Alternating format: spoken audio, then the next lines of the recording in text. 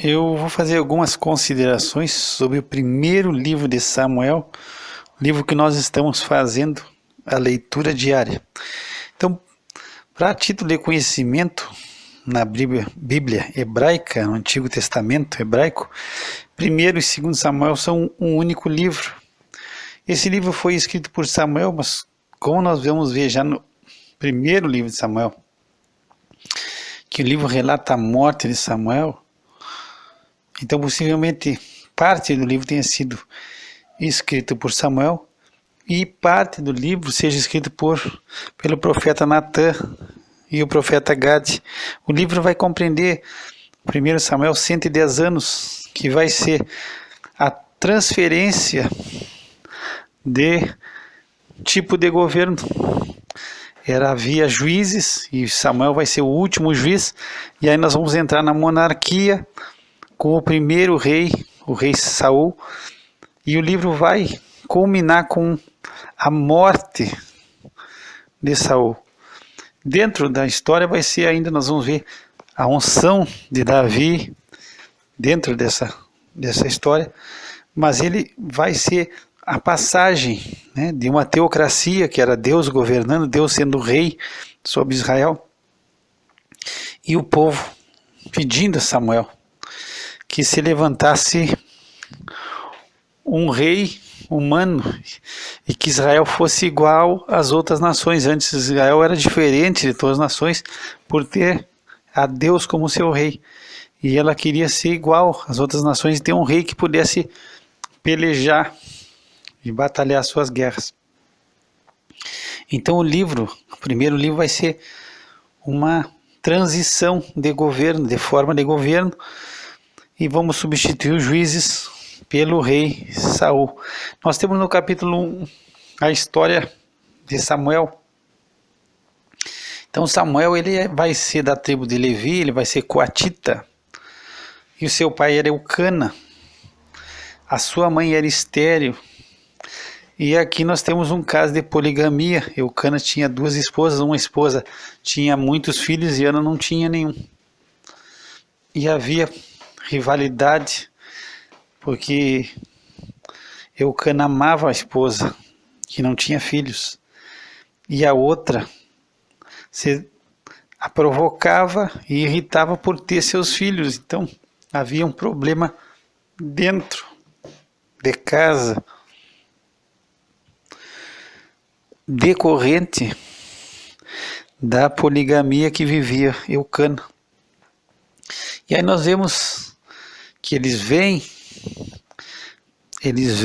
até o tabernáculo, até o lugar onde está o sumo sacerdote Eli, para participar das festas em que os judeus eles tinham que permanecer, participar.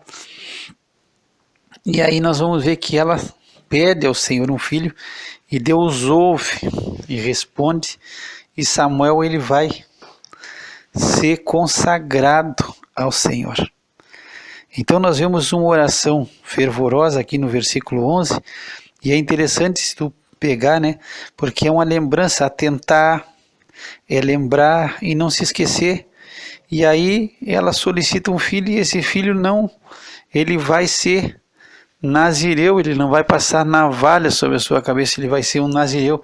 E aí Samuel, ele nasce e ele é consagrado ao Senhor. Aí tem o tempo de desmame, dele ser desmamado, e geralmente era 3 anos, e ele é levado e consagrado ao Senhor. Ele permanece com o sacerdote Eli,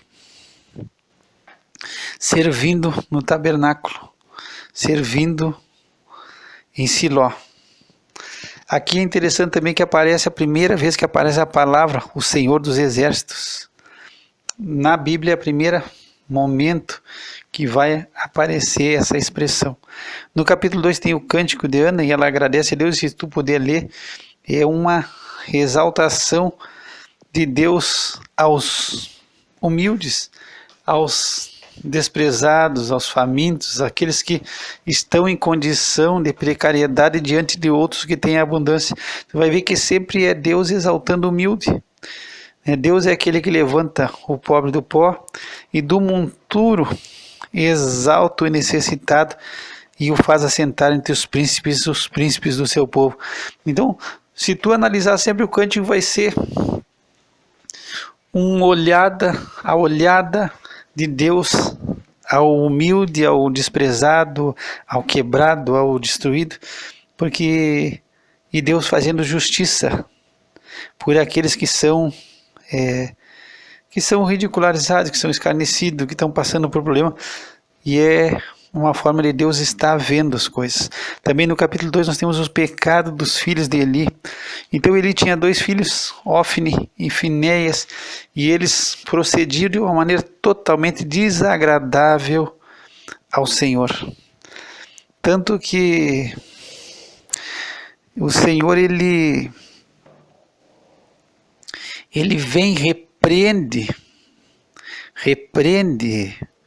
Eli, porque ele ouvia as coisas erradas que os seus 2 filhos faziam e ele não tomava atitude. Embora que ele falava aos seus filhos e ele exortava os seus filhos, né? Ele diz no versículo 25, pecando o homem contra o homem, os juízes julgarão. Pecando, porém, o homem contra o Senhor, quem rogará por ele? Mas não ouviram a voz de seu pai, porque o Senhor os queria matar. E nisso Samuel está crescendo, mas ainda vezes a gente vê assim, não, Eli foi totalmente negligente. Não, Eli, eu particularmente acho que era um homem que temia Deus. Simplesmente ele pecou de uma maneira grave, porque ele mesmo vendo o procedimento de seus filhos, ele só exortou, mas ele não tomou nem uma atitude drástica, e ele deveria ter tomado. Então ele repreendeu, ele não foi omisso em não, deixa, tá certo, como eu já li em algum livro, que ele mesmo fazia as coisas e participava das coisas erradas. Eu não vejo dessa forma. Eu vejo que ele deveria, sim, tirar os seus filhos do ministério e tomar essa atitude. E aí ele vai ser repreendido por Deus, vai vir um profeta de Deus e ele vai repreender, e ele dá uma profecia sobre a morte dos filhos dele, que vão morrer no mesmo dia. Então há uma destruição da família, uma palavra de destruição para a família dele.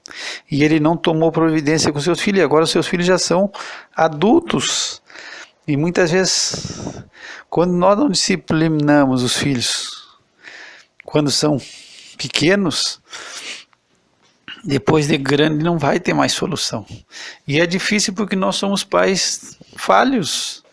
Ninguém já é difícil, mas vai dizer que é um pai que já tem a noção. Nós somos todos pais de primeira viagem, muitas vezes. Em muitas coisas nós erramos. Nós vamos ver a vida de Davi. O que Davi errou na criação dos seus filhos é uma barbárie, coisas que aconteceram dentro da família dele. Então nós todos vamos errar. E aqui ele cometeu graves pecados porque ele honrou mais os seus filhos do que a Deus. E ainda no capítulo 3, nós vamos ver que Deus fala com Samuel e mostra que os seus filhos, os filhos de Eli, se tornaram execráveis, se tornaram perversos demais, e faltou repreensão, e faltou atitude. Então, o Senhor, ele diz que o pecado, a iniquidade jamais seria espiada da casa dele pelo que aconteceu. Então, embora que ele tenha falado, não houve uma atitude mais forte, ao meu ver, e ele deveria ter tomado. No capítulo 4 tem uma vitória dos filisteus sobre os israelitas, e eles vão e trazem a arca como se simplesmente a arca fosse um amuleto. E eles perdem de novo e os filisteus tomam a arca. E aí os 2 filhos dele são mortos, Ofni e Finéias são mortos. E Eli, quando ele recebe a mensagem e ele escuta, quando ele escuta a menção da arca de Deus, que a arca foi tomada, ele cai da cadeira para trás, ao lado da porta, e quebra o pescoço e morre, porque ele era um homem velho e pesado. E ele julgou Israel por 40 anos. Também a a esposa de Finéias estava grávida e ela perde o filho, não perde, perdão, ela entra em trabalho de parto e morre, mas o filho nasce, e o filho é Icabó, o nome do filho é Icabó, quer dizer, se foi a glória de Israel se passou, se foi a glória, então Icabó seria a glória se perdeu, se foi a glória. No capítulo 5, a arca se encontra na terra de Israel, dos filisteus, e aí os filisteus começam a sofrer como desesperados porque a mão de Deus pesa sobre o Deus deles e sobre a sua cidade. Eles começam a ter hemorroides, eles começam a ter problema com rato também, e uma coisa que tu, quem sabe, não tenha esse conhecimento. Então eles estavam sofrendo das hemorroidas e também com problema com o rato. Eu escutei há um tempo sobre os ratos, e por mais que a gente veja que o rato é um bichinho de nada, pequeno, mas os ratos, eles são responsáveis por mais morte do que a gente pode imaginar. Ele pode trazer mais de 30 doenças com ele, e ele é fatal. Um animal que ele está sempre próximo do homem, e ele se reproduz com muita facilidade, e ele é mais terrível do que qualquer animal, pelo que eu já escutei, qualquer animal terrível que existe na terra. O rato, ele é daninho, e ele traz muita morte, já muita peste que veio e que causou morte de muitas pessoas foi causada pelo rato.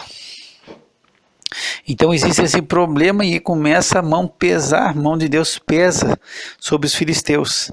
Aí os filisteus, eles, no capítulo 6, eles enviam a arca para fora da sua terra, e eles querem saber se aquilo que está acontecendo é uma causalidade ou é a mão de Deus. Então eles pegam, para se dar conta, eles tiram as vacas dos bezerros e trancam os bezerros em casa, e aí colocam a arca sobre um carro, com o cofre, com as coisas que eles estavam oferecendo por expiação da culpa, e aí eles vão ver se as vacas vão seguir o instinto normal de procurar os seus filhos, né? As vacas vão sair atrás das suas crias, ou eles vão seguir em direção a terra de Israel, que seria totalmente contrária à natureza daqueles animais. E os animais vão totalmente contrário à sua natureza, deixam os seus bezerros e vão levando a arca para a terra de Israel, e eles vão se dar conta que realmente aquilo que estava acontecendo era por causa da mão do Senhor. No capítulo 7, nós vamos ver Samuel exortando o povo a que venham ao arrependimento. Então, Samuel, ele mostra que Deus está indignado porque o povo ele não tinha se voltado somente ao Senhor.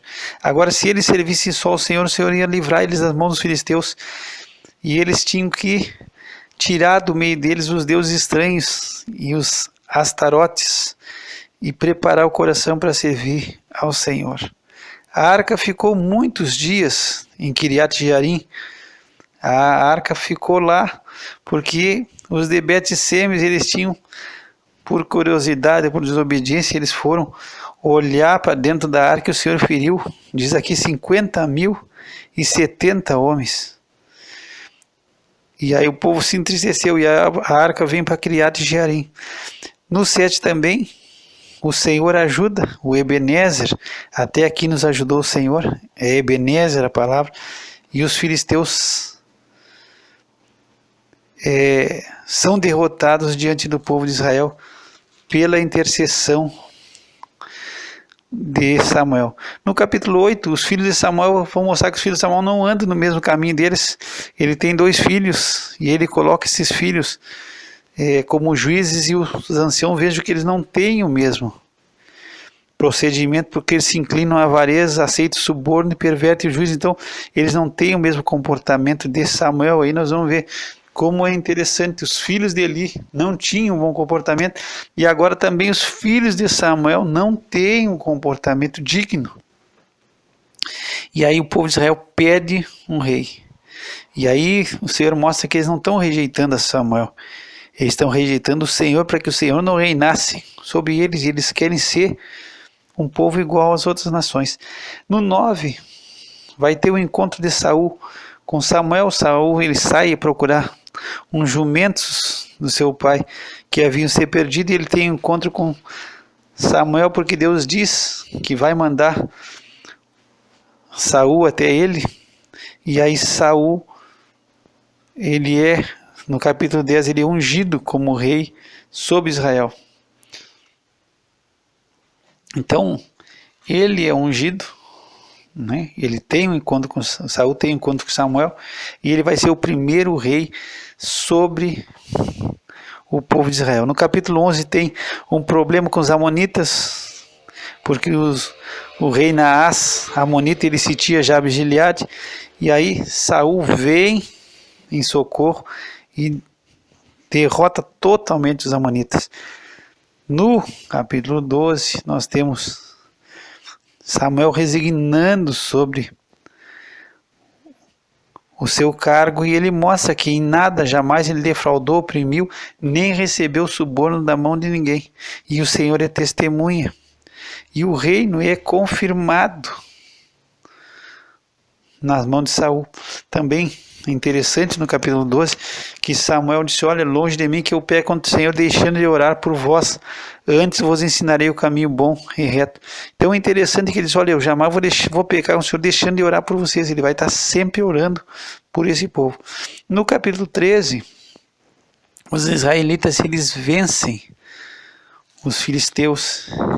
E aqui nós temos o primeiro furo, o primeiro ato de desobediência de Saul, porque ele deveria esperar Samuel para oferecer o holocausto, e ele se encontra, ele está esperando Samuel em Gilgal por 7 dias, e Samuel não tinha chegado, e a luta estava se tornando feia, ele tinha que sair, e aí ele oferece o holocausto erradamente, loucamente, ele comete esse deslize. E aí quando ele está oferecendo, chega Samuel e pergunta o que ele fez.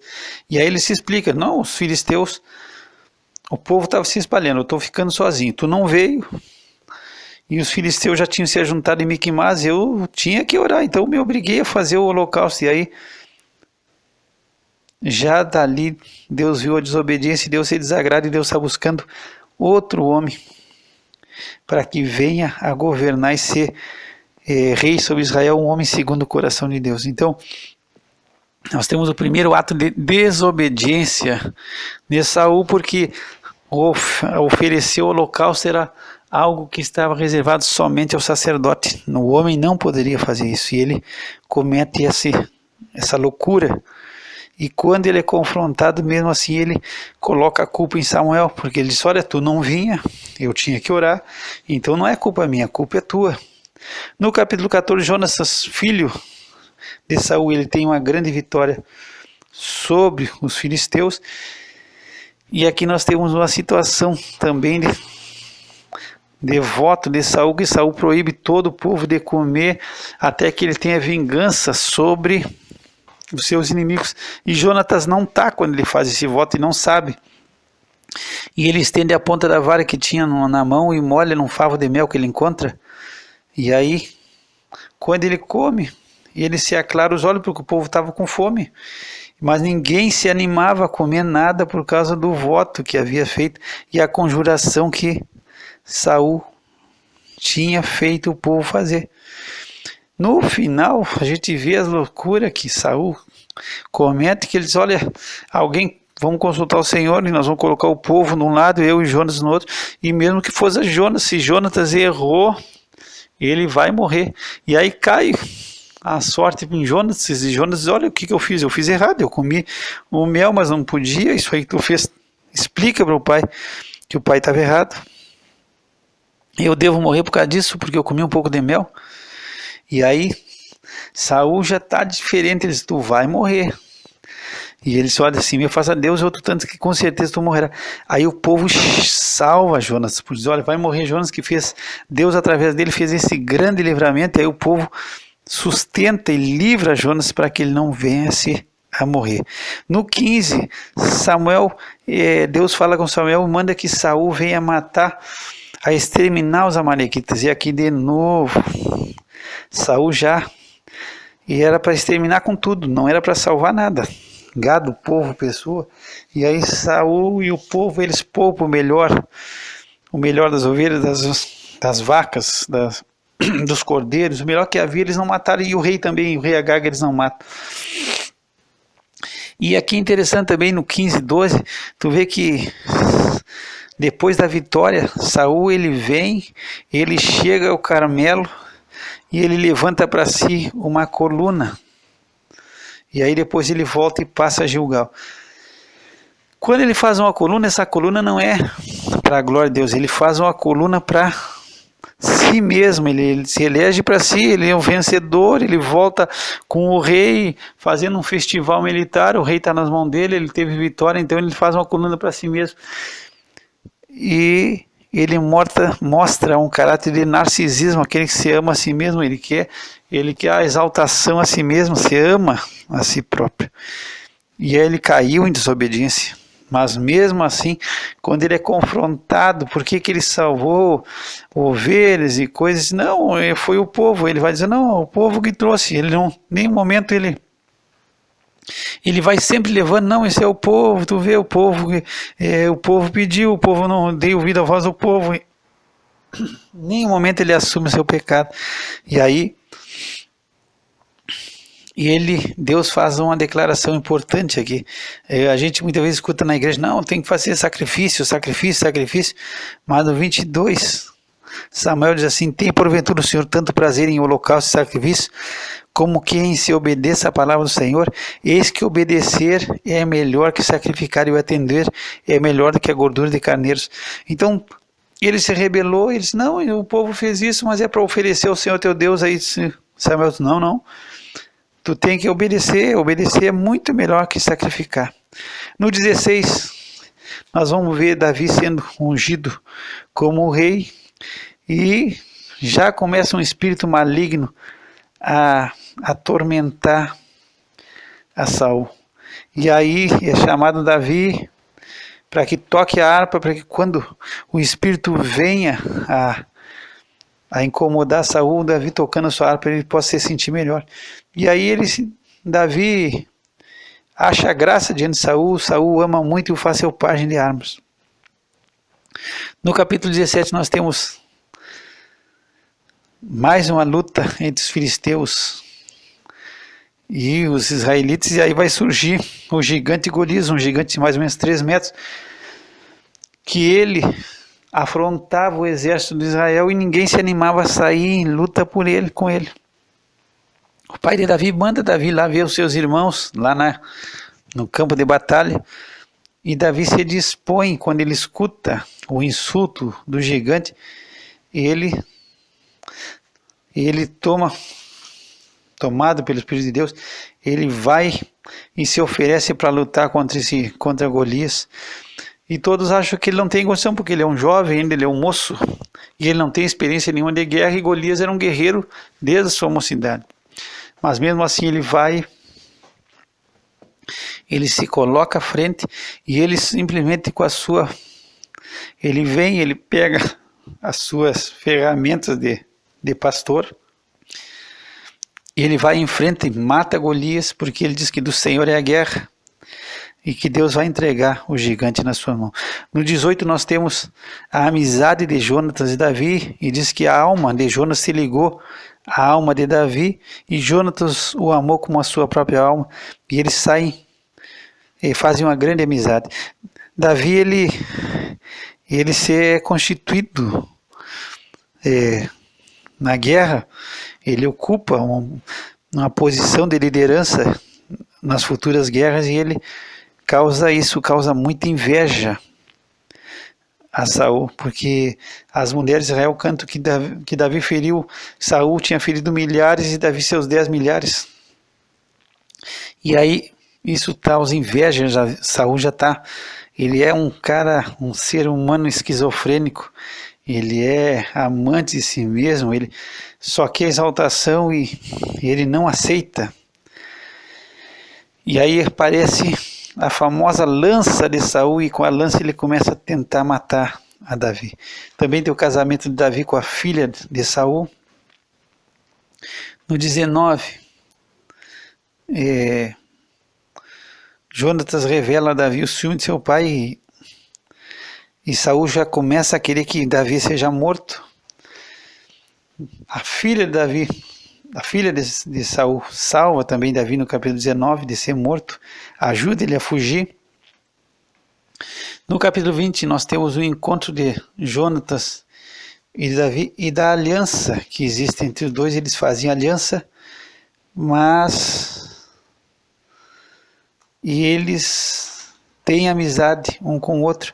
Mas Davi mostra no capítulo 20 que entre ele e a morte só tem um passo, porque ele vê que Saul está querendo matar a Davi de qualquer jeito. Eles fazem aliança eterna entre os dois, de um ajudar o outro. E também no capítulo 20, Saul tenta matar a Jonatas, seu filho, com a lança, porque ele já estava determinado a matar Davi. No capítulo 21, Davi ele foge e se encontra com o sacerdote Aimeleque, e ali ele toma a espada de Golias. Depois ele foge para Gate, para Aquis, rei de Gate, e lá ele se faz de louco, porque o pessoal começa a se dar conta: quem é esse aí? Se não é Davi, que tinha tantos cânticos, que tinha matado Golias, todo mundo sabia. Golias era de Gate, e ele se faz de louco, começa a babar na barba, esgravatar com as mãos, e aí Aquis, o rei, disse: olha, já tenho tanto louco aqui, e vocês me trazem mais um, já não me faltam a mim doidos, e para que tracem sucesso esse a fazer doidice. Então Davi se faz de louco, porque ele viu que a situação, ele estava temeroso que pudesse acontecer alguma coisa de mal. No 22 ele se esconde na caverna de Adulão, e ali homens de espírito desgostosos, endividados, homens se apertam junto, e ele se faz capitão deles. Aí também ele vai e leva os seus pais a Mispa dos Moabitas e deixa com o rei dos Moabitas, até que ele saiba o que Deus vai fazer com ele, com medo de que Saul pudesse matar os seus pais. Eles deixam os seus pais lá em Moabe. E aí, por que ele deixou com os Moabitas? Aí nós temos que entender também que Davi, ele vai ter uma descendente moabita, a mulher de Boaz, Ruth. Ela é bisavó, se não me falha a memória, ela é bisavó de Davi. Então Davi tinha sangue moabita na sua família. Então, por ser bisavó, ele tem vínculo, então, e aí ele trouxe os seus pais em Moabe. No capítulo 23, Davi ele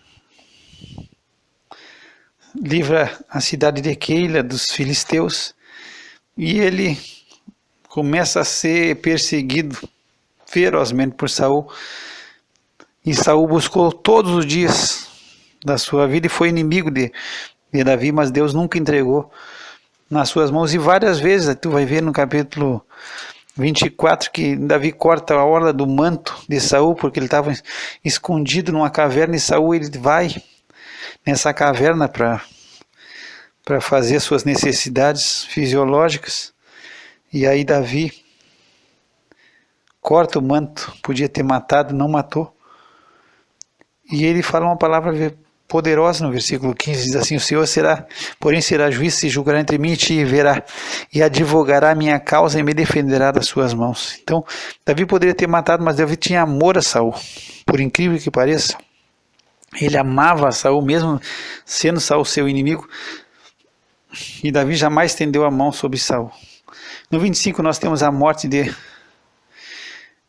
Samuel, e também Nabal, ele é da tribo de Judá, e ele se nega a ajudar a Davi, e Davi está no deserto, e Davi se dispõe a matar Nabal. Aí a esposa de Nabal consegue apaziguar Davi, que não cometa esse ato de se salvar pela sua própria mão, mas que Deus ia salvar ele, e Deus faz justiça. Davi escuta a mulher de Nabal e não mata Nabal nem sua família, mas Deus honra Davi, e depois de 10 dias Nabal ele veio a morrer, e aí Davi vem tomar a esposa de Nabal por sua esposa. No 26 Davi poupa outra vez a vida de Saul. Ele podia ter matado Saul, mas não mata. Ele toma a lança de Saul, que estava fincada em terra à sua cabeceira, mas não mata Saul. No 27 ele vai, Davi aí não consulta a Deus, no momento que ele não consulta a Deus, e ele diz: olha, tem uma hora que Saul vai me pegar. E aí ele foge para Gate, para Aquis, rei de Gate, e ali ele fica. E aí Aquis gosta muito de Davi, do seu procedimento, e ele dá ele dá uma cidade para Davi morar, que é Ziclag, e essa cidade se torna a cidade dos reis de Israel, de Judá. No capítulo 28 nós temos a decadência de Saul, quando ele vai consultar uma feiticeira em Endor. E aqui tem uma coisa interessante, se diz, eu já escutei muita mensagem que aqui o que acontece é um demônio enganando, diz que ele vai à feiticeira e a feiticeira faz subir a Samuel. Mas há pouco tempo escutei um pregador chamado Stephen Davey, um pastor batista americano, e ele deu várias razões para que realmente fosse Samuel que tenha aparecido, mas não pelo poder aqui da feitiçaria, mas pelo poder de Deus. Agora, é uma situação difícil da gente ver aqui, mas esse pastor, ele disse: olha, eu acredito que foi Deus, porque a própria mulher se surpreende, ela ia tentar enganar, e ela se apavora com o que acontece, porque Deus intervém. Mas alguns dizem que aqui o que apareceu na realidade foi um demônio. Então tem essas duas versões. É complicado, tu vai ter que ler.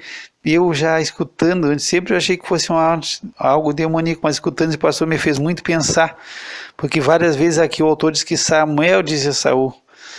Então é uma situação, ele colocou vários pontos e dá a entender que realmente Deus operou de uma maneira maravilhosa e fez isso, mas é muito difícil a gente tomar uma posição e dizer que foi. Tem que estudar com muita calma. No 29 tem a guerra dos filisteus, de novo com os israelitas, e Davi vai marchar junto com Aquis pelos filisteus, mas os príncipes dos filisteus não aceitam e ele volta, e Aquis, o rei de Gate, voz ele voltar. Quando ele volta no capítulo 30, Ziclag foi tomada pelos amalequitas e levaram todas as famílias daqueles guerreiros que andavam com Davi. As esposas de Davi são levadas cativas, e todo o povo chora, mas Davi se apavora mais, porque o povo se angustia, porque o povo já estava falando em apedrejar Davi. Davi se fortalece em Deus, consulta o Senhor, porque Abiatar, filho de Ameleque, que tinha se salvado, porque Saul tinha matado quase todos os sacerdotes, ele tinha vindo com o éfode, e aí Abiatar trouxe o éfode a Davi. Davi consulta o Senhor, e o Senhor manda perseguir, ele recupera toda a presa, volta, recupera tudo o que tinha, e no 31 nós temos a morte de Saul, e Saul é morto pelos filisteus. Ele, acuado, ele mesmo procura, ele se mata, ele se joga sobre a sua lança, sobre a sua espada, se não me falha a memória, e ele toma a sua espada e se lança sobre ela e vem a morrer. Os filisteus, quando vêm a despojar os mortos, eles encontram a Saul e a seus filhos, e aí eles penduram no muro de Bet-san. Os moradores de Jabes e Gileade descobrem, vão lá, tiram o corpo e fazem o enterro, e queimam, e os ossos sepultam debaixo de uma arvoredo em Jabes. Porque Saul tinha, se tu vai ver na história, Saul tinha salvado a Jabes de Gileade. E aí os moradores de Jabes de Gileade agora vão e tomam o corpo de Saul. E aí nós terminamos o livro de Samuel. Pai, nós te damos graça por esse livro, por aquilo que nós podemos aprender e que o Senhor venha nos ensinar cada vez mais para que nós possamos ver a Jesus operando, Senhor, na nossa vida cada vez mais. Nós pedimos em nome de Jesus. Que o Senhor te abençoe e te guarde, que o Senhor faça resplandecer sobre ti o seu rosto, tenha misericórdia de ti, que o Senhor levante seu rosto sobre ti e te dê a paz. Graça e paz da parte de Deus nosso Pai e do Senhor Jesus Cristo.